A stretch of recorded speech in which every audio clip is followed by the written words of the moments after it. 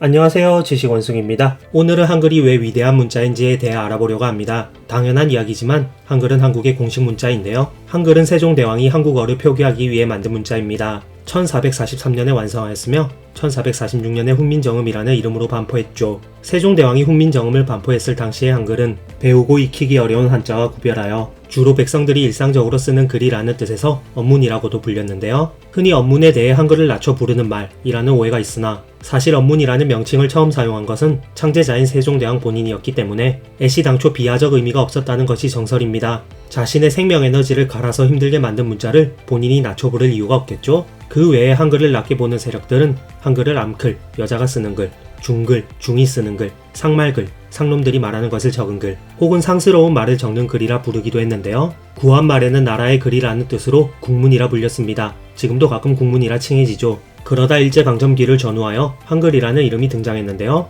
이것이 오늘날 한글을 가리키는 표준 명칭이 되었습니다. 주시경 선생의 주도로 한글의 표준화를 위한 근대적인 연구가 시작되었으며 1933년 조선어학회가 한글 맞춤법 통일안을 발표하면서 지금의 형태로 완성되었죠. 남한에서는 한글이라고 부르는 반면 현재 북한에서는 자국을 지칭하는 표현으로 한이라는 글자를 쓰지 않는데요. 그래서 한글이라는 명칭도 조선글로 바꿔서 쓰고 있습니다. 부르는 명칭은 달라도 남한과 북한이 다른 문자를 쓰고 있는 건 아니죠. 우리는 어렸을 때부터 한글은 우수한 문자다, 세계에서 가장 과학적인 문자다, 유일하게 누가, 언제, 무슨 목적을 위해 만든 것인지 알 수 있는 특이한 문자다, 세상에서 가장 배우기 쉬운 문자다, 디지털 시대에 아주 최적화된 문자다 등등 세계에서 가장 우수한 문자가 한글이라는 교육을 받아왔는데요. 한글은 전 세계 문자 체계들 중 가장 독특한 문자이기에 언어학자들이 관심을 보이는 것은 당연한 일입니다. 영국의 역사 다큐멘터리 작가 존 맨은 자신이 쓴 알파베타에서 한글은 모든 언어가 꿈꾸는 최고의 알파벳이다 라고 평했는데요. 영국의 언어학자인 제프리 샘슨도 한글은 인류의 위대한 지적 유산 가운데 하나다 라고 말했습니다. 미국의 학자 제레드 다이아몬드는 과학 잡지 디스커버리 1994년 6월호에서 한글을 세계에서 가장 합리적인 문자라고 칭송하기도 했죠. 시카고 대학교의 제임스 맥컬리 교수도 한글을 찬양하고 한글날을 매년 학생들과 기렸다고 합니다. 뉴질랜드의 폴리네시아 언어문학연구소 소장 스티브 로저 피셔는 자신의 저서인 문자의 역사에서 한글을 여러 번 칭찬하기도 하는 등 한글의 우수한 점이나 과학적인 점을 칭찬하는 경우는 쉽게 찾아볼 수 있는데요. 하지만 이건 한글이 가장 우수하다거나 가장 과학적이다, 혹은 한글이 다른 문자보다 우월하다는 뜻이 아닙니다. 유네스코 세종대왕상이나 훈민정음 기록문화유산 등재 등의 사례로 인하여 마치 유네스코가 한글이 세계에서 가장 우수한 문자라고 공식적으로 인정한 것처럼 알고 있는 이들이 많은데, 유네스코의 세종대왕상의 정식 명칭은 유네스코 세종대왕 문해상으로 문맹 퇴치에 기여한 사람이나 단체에게 수여하는 상이죠. 이는 한국 정부의 비용 부담과 전제 왕권의 군주가 직접 백성들을 위해 문자를 창제했다는 점에서 정해진 명칭입니다. 한글이 물론 한국인들이 자부심을 가져도 좋을 만큼 뛰어난 문자인 것은 맞지만 사실 한글이 세계적으로 가장 우수한 문자라는 소리를 들을 만큼 기능적으로 완벽한 문자는 아닙니다. 사실 알고 보면 한글은 전산화가 어려운 문자 중 하나인데요. 한글은 모아쓰기가 원칙이므로 전산화에 불리하다고 합니다. 기본적인 상용 완성자도 수천 자에 달하고 모든 경우의 수를 보면 1만 가지가 넘기 때문에 한글은 한자 못지않게 전산화에 불리하죠. 그리고 한글이 배우기 쉬운 문자인 것은 맞지만 키릴 문자나 그리스 문자, 티베트 문자, 아랍 문자 같은 경우도 집중해서 배우면 하루, 아니 몇 시간 만에 깨우칠 수도 있는데요. 태국 문자, 캄보디아의 크메르 문자처럼 배우기 어려운 경우도 있지만 사실 표운 문자이기만 하면 배우는 것은 그리 어렵지 않습니다. 한글은 경우에 따라서 글자가 너무 단순하고 쉬워서 비슷하게 생긴 글자가 많은 것이 학습 난이도를 오히려 어렵게 만드는 원인이 되기도 하죠. 실제로 많은 외국인들은 미음과 이응을 헷갈리는 경우가 많은데요. 미음을 실수로 조금 둥글게 써버리면 이응처럼 보여버립니다. 미음과 이응이 바뀌면 단어와 문장의 뜻이 완전히 달라져 버리죠. 우리에게 익숙해서 그렇지 외국인 입장에서 한글은 배우기 꽤나 어려운 문자인데요. 바로 전산화 부분에서도 말씀드렸던 모아쓰기의 영향 때문입니다. 당장 로마자는 나자, 지, 유, m을 익히면 껌이라는 단어를 비슷하게나마 적을 수 있는 반면 한글은 쌍기역, 미음을 익히고도 껌이라는 단어를 바로 적을 수가 없죠. 나자 하나하나를 다 익힌 후에도 그 나자들을 조립하는 방법을 익혀야 하며 이는 당연히 문자를 익히는 데 있어 난이도 상향으로 이어집니다. 그리고 한글이 쉽고 우수하기 때문에 한국의 문맹률이 낮다고 하는 사람들이 많은데요. 현대 한국에서의 문맹률은 전체 인구의 1%가 채 되지 않는 수준입니다. 문맹이신 분들은 대부분 노인이거나 심각한 장애인인 경우가 많죠. 그러나 한 국가의 문해율과 문자 체계 간에 뚜렷한 상관관계가 있다는 연구 결과는 존재하지 않는데요. 한국의 문해율이 높은 것은 문자보다는 의무교육 제도에 있습니다. 문해율이 높은 것은 한자를 사용하는 중국, 대만, 일본도 마찬가지인데 이건 역시 의무교육 제도가 잘 정비되어 있기 때문이죠. 특히 일본은 문자를 사용하는 체계가 3개로 나뉘어져 있는데요. 히라가나, 가타카나, 한자로 나누어져 상당히 복잡합니다. 그럼에도 불구하고 실질적인 문해율은 한국과 비슷하거나 오히려 더 높고, 대만이나 홍콩은 한자를 간략화하지 않아서 복잡한 옛날 정체자를 대부분 그대로 쓰고 있는데도 한국과 문해율이 비슷한 수준이죠. 한글을 대하는 자부심이 과도한 나머지 국내에서는 간혹 한글로 이 세상의 모든 발음을 표기할 수 있다는 믿음을 보이기도 하는데요. 하지만 이 역시 사실과 다릅니다. 그리고 한글은 제작자와 제작 시기가 명시된 유일한 문자라고 하는 사람들이 많은데요. 이 역시 아무런 근거가 없는 억지 주장입니다. 제작자와 제작 시기가 명시된 것은 사실이지만 유일하지는 않죠. 선교사 제임스 에반스가 1840년에 창작한 문자인 캐나다 원주민 문자나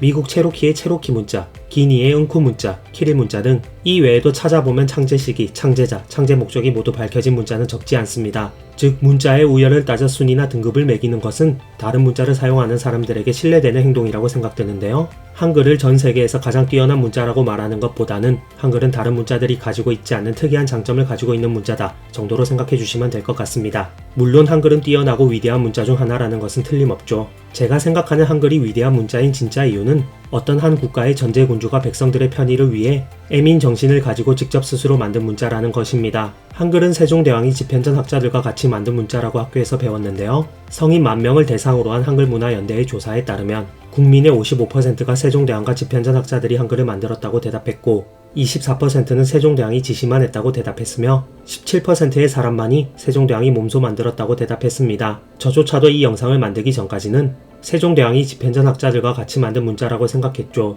학교에서 그렇게 배웠거든요. 아니 그게 가능해? 글자를 어떻게 혼자 만들 수가 있어? 라고 생각하실 수 있는데요. 하지만 우리가 세상을 살다 보면 가끔 일반 상식으로는 이해할 수 없는 규격의 천재들이 세상에 태어나곤 합니다. 그게 바로 세종대왕이었던 것이죠. 세종대왕은 한반도 역사상 최고의 천재 중 한 명이었는데요. 정치, 경제, 과학, 군사, 음악까지 못하는 게 없는 천재 중 천재였습니다. 세종대왕은 그냥 천재도 아니고 세계사 어디에 내놔도 손색 없는 역대급 천재였죠. 세종대왕은 당대 온갖 분야의 최고 석학이었고 우물론에 있어서도 당대 최고였는데요. 독서광이기도 했던 세종대왕은 한글 창제의 아이디어를 계속해서 구상해왔고 부족한 부분은 직계가족인 공주나 왕자들한테 자료조사를 시켰다고 합니다. 이 부분에 대해서는 사실 말들이 많습니다. 그래도 다른 사람은 몰라도 당시 세자였던 문종은 한글 창제에 상당히 깊이 관여했을 것이라고 하는데요. 조선 왕조실록에 실린 최만리의 상소에서 문종이 해야 할 다른 일이 많은데도 훈민정음 창제에 지나치게 관여하고 있음을 우려하는 구절이 등장합니다. 그리고 세종대왕 본인도 문종이 한글 창제의 상당 부분을 담당하고 있음을 인정하고 있죠.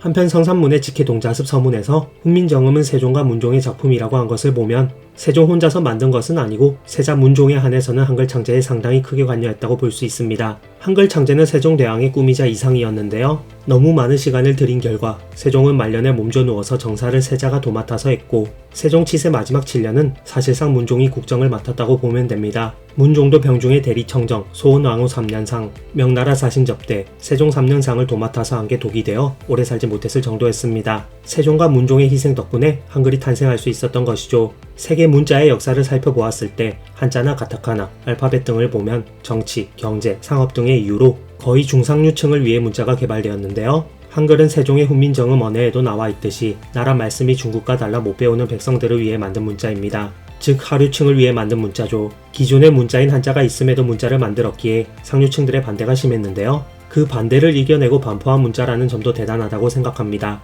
세종대왕의 한글 창제에 반대했던 인물들 중 유일하게 파직당한 정창손이라는 사람이 있었는데요. 정창손의 반대 논리는 세종실록에서 세종대왕의 입을 통해 전해집니다. 삼강 행시를 반포한 후에 충신, 효자, 연려의 무리가 나옴을 볼 수 없는 것은 사람이 행하고 행하지 않는 것이 사람의 자질 여하에 있기 때문입니다. 어찌 꼭 원문으로 번역한 후에야 사람이 모두 본받을 것입니까? 말이 조금 어렵죠? 이 문장을 현대적으로 해석하면 사대부들과 달리 백성들은 그냥 본래부터 개돼지이니 아무리 삼강행실도 같은 것을 만들고 그것을 읽기 쉽게 해줘봤자 교화가 되지 않는다라는 것이죠. 이 이야기를 들은 세종은 그의 제의 중 가장 큰 화를 내었다고 봐도 무방한 반응을 보이는데요. 이따위 말이 어찌 선비의 이치를 아는 말이겠느냐. 내가 만일 원문으로 삼강행실을 번역하여 민간에 반포하면 어리석은 남녀가 모두 쉽게 깨달아서 충신, 효자, 연려가 반드시 무리로 나올 것이다 라고 의지를 다졌습니다. 당시 능력 있는 백성들도 문자를 쓰지 못해 뜻을 펼치지 못하는 경우가 많았는데요. 물론 하층민들도 한자를 배울 수는 있었습니다. 하층민의 한자 습득을 법으로 막아놓지는 않았죠. 하지만 한자는 표의 문자라서 하루 종일 일하는 농민들로선 그 수많은 한자를 외울 수가 없었습니다.